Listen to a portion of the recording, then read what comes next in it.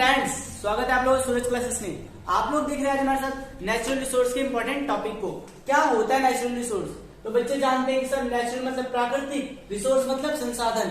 क्या होता है नेचुरल रिसोर्स? अगर आपसे पूछा जाए तो आप इसका हिंदी नहीं से एक्सप्लेन करिए कि कोई भी एक ऐसा संसाधन, मतलब कोई भी एक ऐसी वस्तु जो मनुष्य की आवश्यकताओं को पूरा करता है, उसे नेचुरल रिसोर्स कहा जाता है। एक एग्जांपल के लिए मार्कर, ये मार्कर मेरी आवश्यकता को पूरा कर रहा है, मैं इससे लिख सकता हूं, तो ये भी क्या है? रिसोर्स है। बट नेचुरल क्या है? नेचुरल क्या है इसमें? बताइए नेचुरल क्या होगा? नेचुरल क्यों लगाएंगे? नेचुरल का मतलब है इसके अंदर बच्चों जो अपने आप से एग्जिस्ट कर रहा है। क्या हो रहा है? जो प्रकृति के द्वारा मिला है, जो प्रकृति के द्वारा मिला है। जैसे प्रकृति के द्वारा आप लोगों को सन, एयर, विंड, वाटर, फॉरेस्ट और बहुत सारी चीजें हैं एक्सेट्रा। तो ये सारी चीजें नेचुरल है, क्योंकि ये क्या है? अपने आप बनती है और अपने आप खत्म होती है। इसलिए कहा गया नेचुरल। और रिसोर्स मतलब नेचुरल संसाधन, क्योंकि प्राकृतिक संसाधन जो है उनका प्रयोग हम करते हैं। किस लिए करते हैं? देखिए लाइफ के लिए, मतलब जीवन चल सके उसके लिए किसकी आवश्यकता है? हमें प्राकृतिक संसाधनों की। आप देखते हैं life exist on earth. Life exist कब करेगी? जब एक परफेक्ट टेम्परेचर हो, परफेक्ट वाटर मिले, परफेक्ट फूड मिले और एनर्जी मिले। किससे? सन के द्वारा। तो देखिए लाइफ को चलाने के लिए बच्चों को लगता है कि सिर्फ ऑक्सीजन बहुत ज्यादा है। नहीं, वाटर का होना कंपलसरी है, फूड का होना कंपलसरी है, ठीक है। और सन का होना बहुत ज्यादा जरूरी है, क्योंकि मेन एनर्जी का जो सोर्स है वो भी क्या है? सन भी है। और टेम्परेचर का ध्यान रखिए, आप देख रहे होंगे टेम्परेचर में चेंज आते रहते हैं। अब टेम्परेचर जो होता है वो सम टाइम के लिए चेंज होता है, लेकिन ये जो स्फीयर्स हैं जैसे लिथोस्फीयर, हाइड्रोस्फीयर, एटमोस्फीयर और बायोस्फीयर। लिथोस्फीयर, हाइड्रोस्फीयर, एटमोस्फीयर और बायोस्फीयर।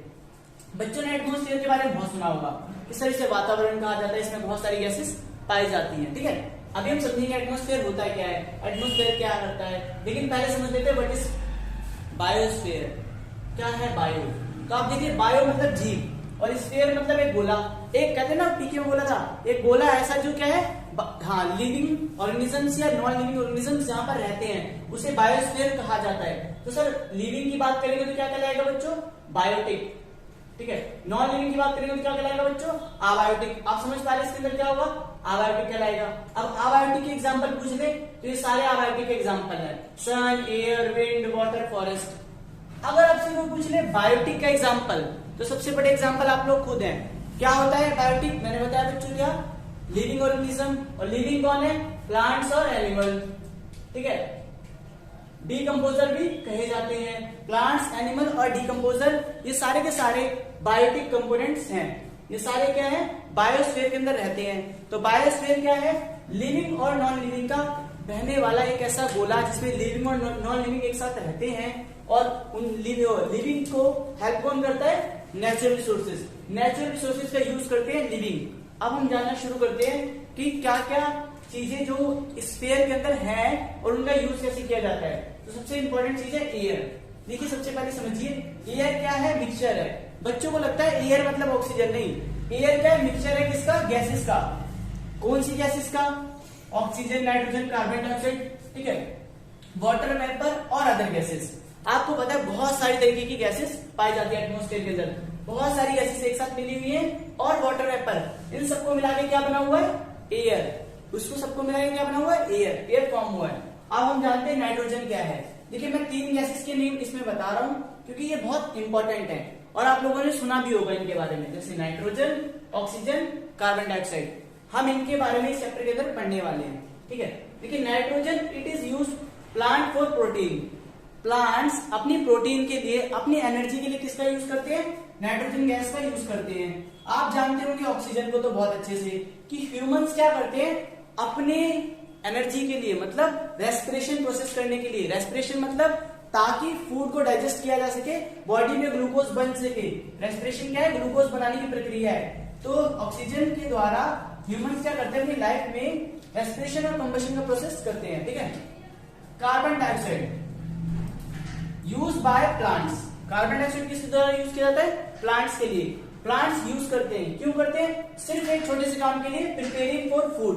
मतलब कार्बन डाइऑक्साइड से भी प्लांट क्या करते हैं, अपने लिए खाना बना लेते हैं। इसे क्या कहा जाता है, कार्बन डाइऑक्साइड प्रोसेस। और ये कैसे होता है आपको पता है, फोटोसिंथेसिस। इस बड़े से प्रोसेस को मतलब प्लांट किसकी प्रेजेंस में, सन की प्रेजेंस में, प्लांट सन की प्रेजेंस में कार्बन को लेके अपने लिए खाना बनाते हैं, ठीक है। तो और जब खाना बनाते हैं तो क्या करते हैं, आपको पता है कार्बन साइकिल में कि वो क्या करते हैं, कार्बन साइकिल के द्वारा प्लांट क्या करते हैं, कार्बन को ले लेते हैं और ऑक्सीजन को रिलीज करते हैं। आपको समझ आ रहा है? चलिए जानना शुरू करते हैं एटमोस्फेयर के बारे में। बच्चों ध्यान से सुनना है एटमोस्फेयर के बारे में। जैसे हम जानते हैं एटमोस्फेयर क्या है, acts as a protective blanket, ठीक है। एक आपने देखा होगा ब्लैंकेट हम कंबल ओढ़ के सोते हैं, किस लिए, ताकि हमें प्रोटेक्शन मिले। ऐसे एटमोस्फेयर क्या है, एक बहुत अच्छा तरीका है हमें प्रोटेक्ट करने को। हमें कैसे प्रोटेक्ट करता है ये तो देखिए, around the earth maintains the temperature on the surface of the earth. मान लीजिए आपने ये गोला है, तो इस गोले के जो बाहर जो लेयर है ना, जो आपको प्रोटेक्ट कर, इसे एटमोस्फेयर कहा जाता है। आपको समझ आ रहा है? ये जो धरती के बाहर जो लेयर है, जो गोला है हमारा, इस गोले के बाहर जो लेयर है उस लेयर को क्या कहा जाता है, अर्थ के बाहर जो लेयर है उसे एटमोस्फेयर कहा जाता है। ये हमें क्या कर रही है, प्रोटेक्शन दे रही है। किससे प्रोटेक्शन दे रही है, तो आप लोग पूछ रहे होंगे। तो देखिए आप जानते हैं सन जो है ना, जितना यूजफुल है उतने हमारे लिए नुकसानदायक है। कैसे, आप जानते हैं इसके द्वारा अल्ट्रा वायलेट रेज आती है, अल्ट्रा वायलेट रेज आती है जिन्हें यूवी कहा जाता है बच्चों। तो यूवी जब आती है तो यूवी अगर डायरेक्ट किसी पर्सन के ऊपर आए या यूवी रे लगे तो बहुत सारे तरीके की बीमारियां हो सकती हैं, जैसे होना शुरू हुई थी, क्योंकि जब एटमोस्फेयर के अंदर थोड़ा सा छेद हो गया था। चलिए देखते हैं। जैसे आपने देखा बच्चों क्या हुआ, सन ने क्या किया, सन के द्वारा जो यूवी रेज आई वो अर्थ पे आ जाती है। अब आपको पता है अर्थ पे आएंगी तो डायरेक्ट अगर किसी पर्सन के ऊपर इफेक्ट करेंगी, या किसी पर्सन क्या करता है यूवी रे से टकराता है, यूवी रे उसके ऊपर लगती है, तो बहुत सारी तरीके की बीमारी हो सकती है। जैसे आप जानते हैं स्किन इन्फेक्शन सबसे बड़ा, ठीक है। तो इससे प्रोटेक्ट कौन करता है, हमें एटमोस्फेयर लेयर प्रोटेक्ट करती है। तो ये प्रोटेक्टिव ब्लैंकेट कहलाया कि नहीं कहलाया, प्रोटेक्टिव ब्लैंकेट कहलाया।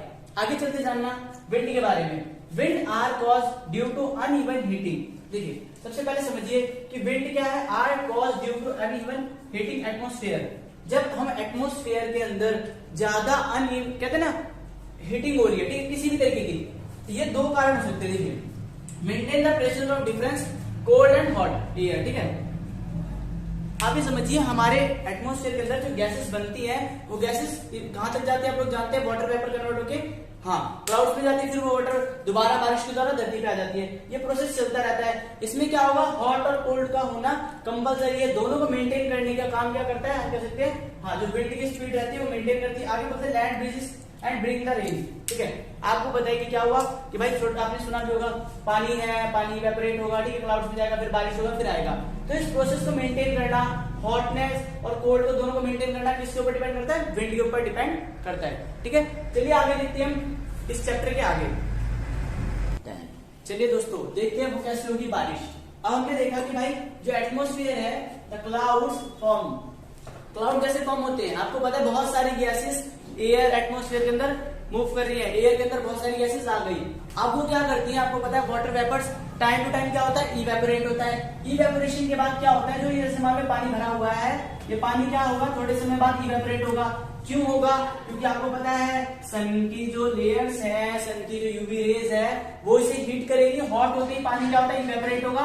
इवेपोरेशन के प्रोसेस के द्वारा किसमें बदल जाएगा, क्लाउड में फॉर्म हो जाएगा। और फिर वो क्लाउड जब कोल्ड होंगे, मतलब थोड़े से ठंडे होंगे, ठीक है, तो क्या हो जाएगा, वो बारिश में कन्वर्ट हो जाएगा, जिसे बोलते हैं कंडेंसेशन। जब पानी गया तो बोला गया बच्चों इवेपोरेशन, जब पानी नीचे आया तो बोला गया कंडेंसेशन। समझ आया कि नहीं समझ आया? क्लाउड्स के द्वारा बारिश होने की प्रक्रिया को क्या कहा जाता है, कंडेंसेशन कहा जाता है। अब इवेपोरेशन किसे कहा गया, जब पानी इवेपोरेट हुआ। समझ आया कि नहीं समझ आया? चलिए जानते हैं पानी के बारे में। वाटर क्या है, तो आप सब जानते होंगे कि सर वाटर तो बहुत इजी है, जो हम पानी पीते हैं वही पानी है। लेकिन बच्चों अभी जानना शुरू करें अगर हम, तो ये अगर हमारा गोला है अर्थ, तो इस गोले पे आपको पता होगा 78% क्या है, पानी से भरा पाया गया है गोला, 78%। उसमें से पीने का पानी कितना है, अगर आप देखें तो 1 से 2%। पहले 3% हुआ करता था, अब तो 1 से सिर्फ 2% पानी पीने का रह गया है।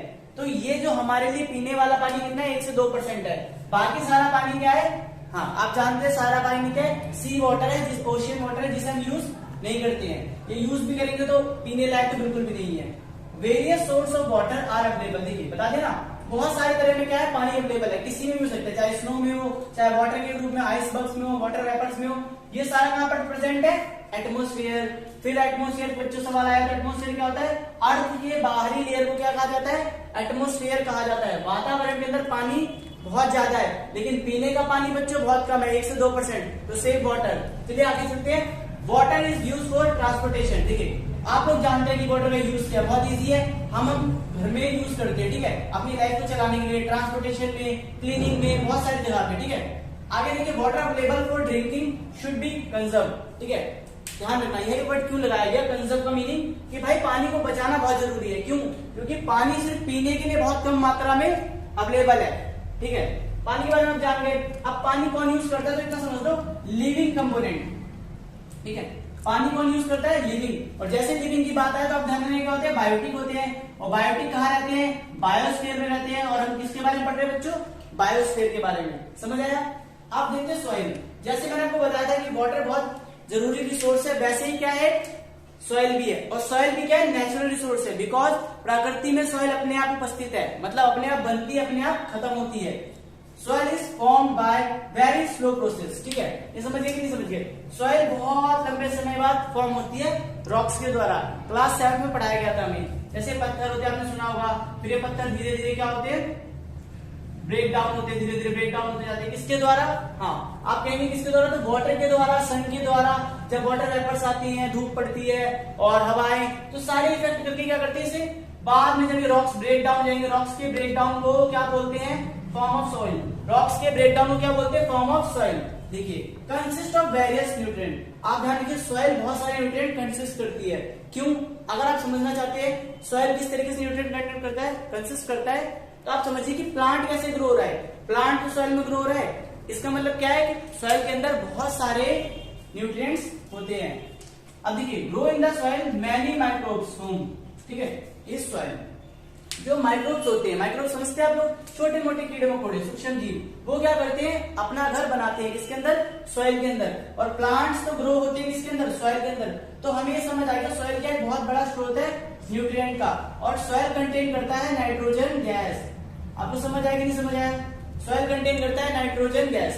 चलिए आप जानते हैं कितनी तरह का सॉइल होता है, ठीक है। Sandy soil, loamy soil, clay soil, red soil, ठीक है, एल्वेलाइज सॉइल, लैटरल सॉइल और ब्लैक सॉइल। आप इनमें से देखते हैं क्या सारी सॉइल्स यूजफुल हैं, ठीक है। वैसे सॉइल का सभी सारी सॉइल्स का यूज है, सबका अलग अलग यूज है, ठीक है, सभी का अलग अलग यूज है। लेकिन जो सैंडी सॉइल आप जानते होंगे बच्चों, जिसे बोलते हैं रेतीली मिट्टी, Sandy soil, loamy soil, clay soil, clay soil का सबसे ज्यादा यूज है, ठीक है।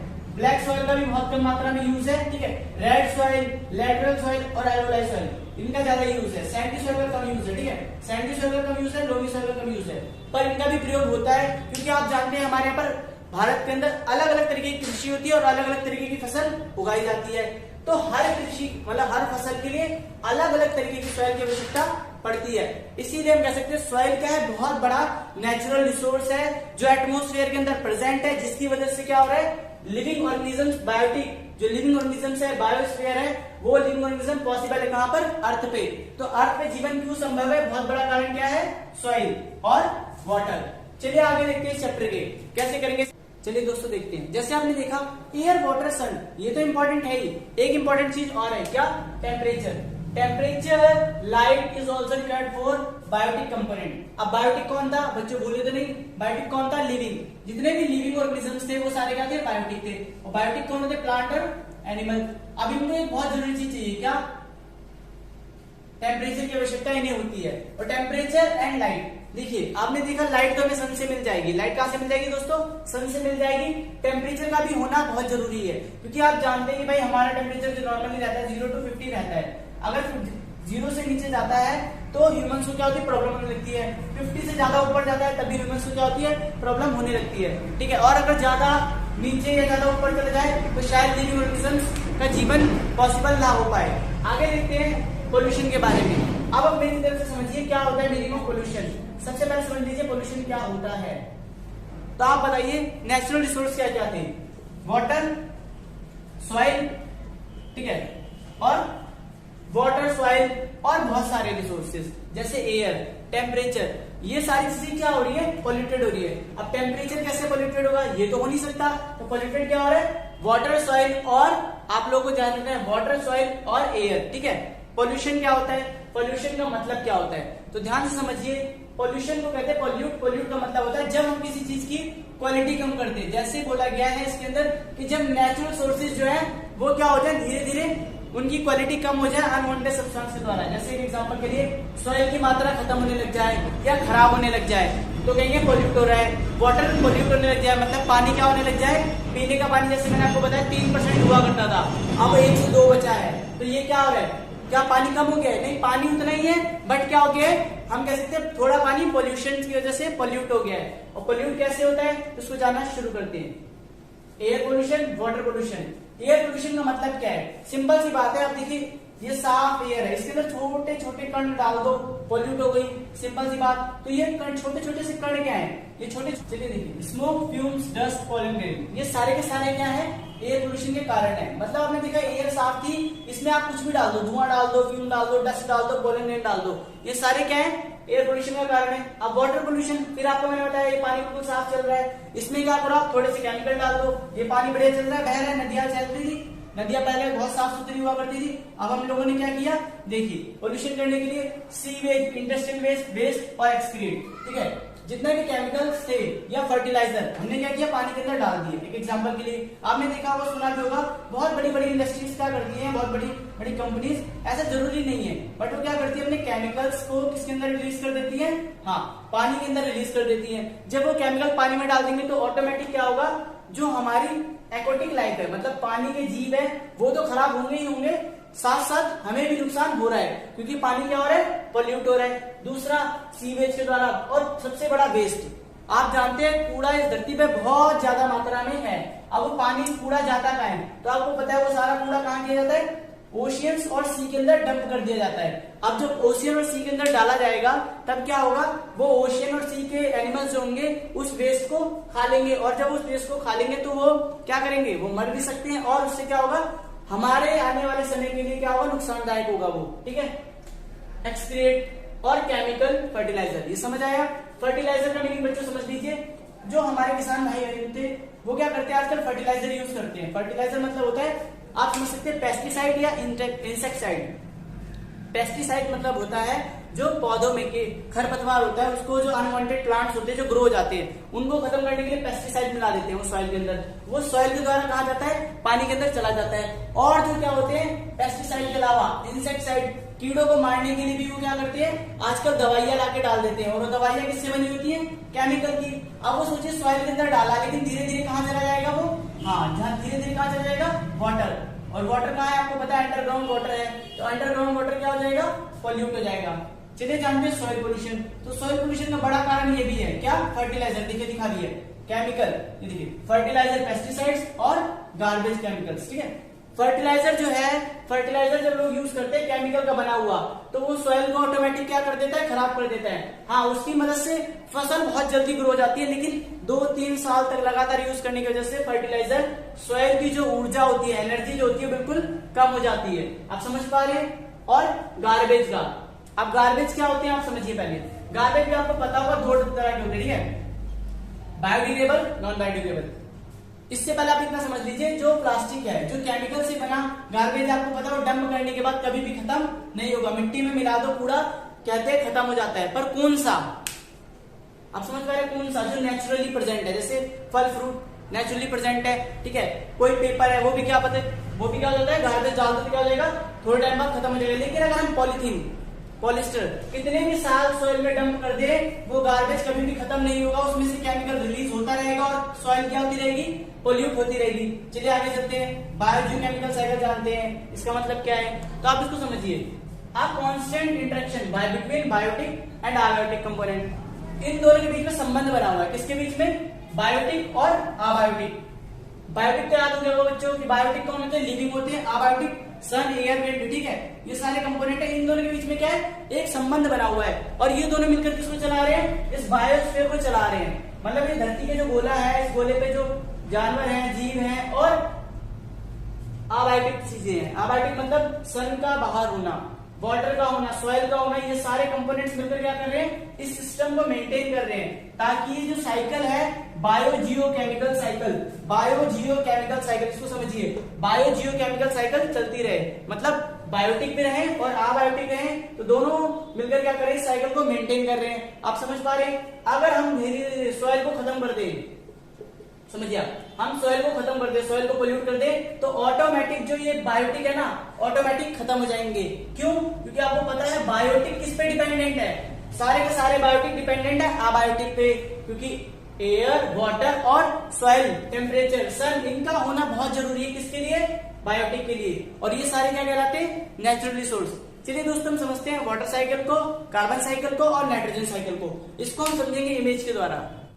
चलिए देखते हैं हम वाटर साइकिल को। आप देख पा रहे होंगे वाटर साइकिल के अंदर कि ये जो छोटी सी मैंने पिक्चर ले रखी है, इसके अंदर क्या हो रहा है कि सन की वजह से जो वाटर क्या हो रहा है, इवेपोरेट हो रहा है।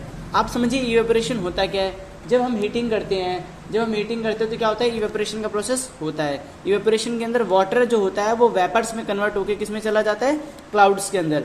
और जब हॉटनेस कम हो जाती है, जैसे आप देख पा रहे हैं क्लाउड किस में बदल गए, बारिश के अंदर, जब क्या होता है, हॉटनेस कम हो जाती है, मतलब गर्मी कम हो जाती है रात के समय, या कह सकते हैं, हम ये कह सकते हैं समर सीजन कम हो जाता है, समर सीजन जा रहा होता है, रेनी सीजन आता है। इसका मतलब क्या है कि धूप की किरण जो है, ये जो सनलाइट है वो कम हो रही है, कम इफेक्ट कर रही है, कम पड़ रही है उस जगह पे, वहां पर आएगा फिर ठंडक, और जब ठंडक होगी तो क्या होगा, जो वाटर वेपर्स हैं जो इवेपोरेट हुए थे, जो क्लाउड में कन्वर्ट हुए थे, वो क्या होंगे, हाँ वो क्या होंगे, वर्षा के रूप में नीचे आ जाएंगे। जब वो वर्षा के रूप में नीचे आ जाएंगे तो क्या बोलेंगे हम, कंडेंसेशन। आप समझ पा रहे बच्चों, कंडेंसेशन। इतना आसान सा है वाटर साइकिल।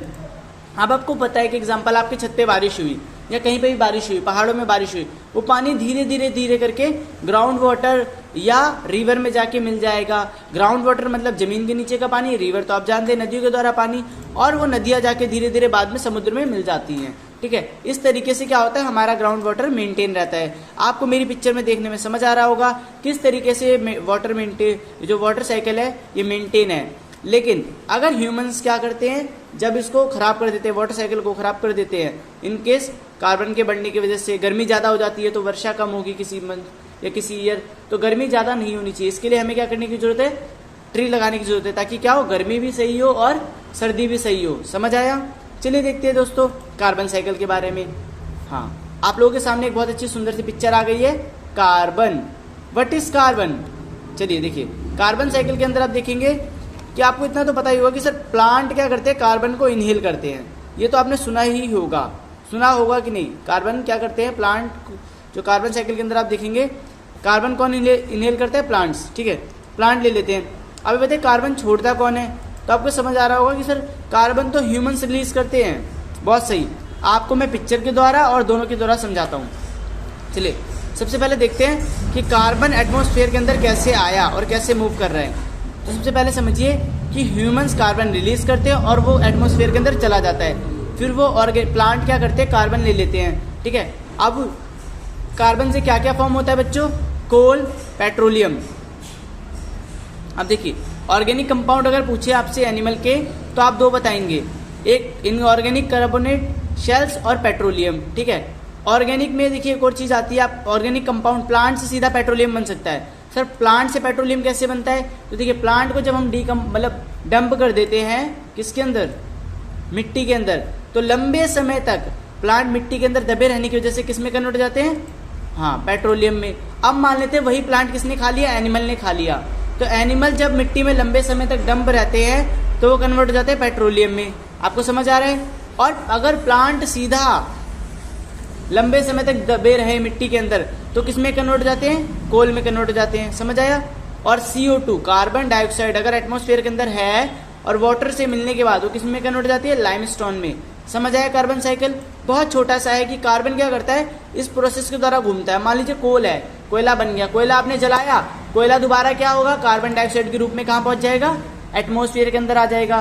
पेट्रोल आपने यूज किया, फिर से वो दोबारा क्या हो जाएगा, एटमॉस्फेयर के अंदर आ जाएगा। ह्यूमंस ने कार्बन को एक्सेल किया, जब एक्सेल किया तो किसने लिया, प्लांट ने जब क्या किया, कार्बन को कन्वर्ट कर दिया ऑक्सीजन में, ऑक्सीजन ह्यूमन ने लिया, फिर ह्यूमन ने क्या किया, कार्बन रिलीज कर दिया। तो ये बहुत छोटा सा साइकिल है कार्बन साइकिल का। चलिए दोस्तों देखते हैं आगे नाइट्रोजन साइकिल के बारे में। तो आपको मैंने जैसे बताया भी था, आपको पता भी होगा शायद कि नाइट्रोजन साइकिल कहाँ पर, हाँ नाइट्रोजन रहती कहाँ पर है। सबसे पहले समझिए, नाइट्रोजन हमें हमेशा मिट्टी के अंदर देखने को मिलती है। अब मान लेते हैं नाइट्रोजन क्या है, एटमॉस्फेयर के अंदर प्रेजेंट है। तो सबसे पहले समझिए सॉइल के अंदर, एक एग्जाम्पल के लिए क्या है, नाइट्रोजन किसके अंदर है, सॉइल के अंदर है। तो सॉइल के द्वारा क्या होगा, वो पेड़ के रूप में आ सकती है, छोटे बैक्टीरियाज ले सकते हैं, माइक्रोब्स यूज कर सकते हैं, स्नैक्स या कोई छोटा स्नेक या कोई छोटा मोटा बैक्टीरिया है, वो नाइट्रोजन को इनहेल करते हैं। फिर वो बैक्टीरियाज क्या करते हैं, वो नाइट्रोजन को एक बॉडी से दूसरी बॉडी में ट्रांसफर करती हैं। बाद में नाइट्रोजन क्या होता है, दोबारा जब वो एनिमल्स डेड हो जाते हैं या एनिमल्स जब डेड होने के बाद आपको पता है मिट्टी में मिल जाते हैं, तो जब वो मिट्टी में मिलते हैं तो नाइट्रोजन साइकिल वहीं पर दोबारा आ जाती है, एटमॉस्फेयर के अंदर आ जाती है। अभी समझिए, क्या एनिमल्स भी नाइट्रोजन लेते हैं? हाँ, एनिमल्स नाइट्रोजन कैसे लेते हैं, एग्जाम्पल के लिए आप लोग, हम लोग भी नाइट्रोजन लेते हैं।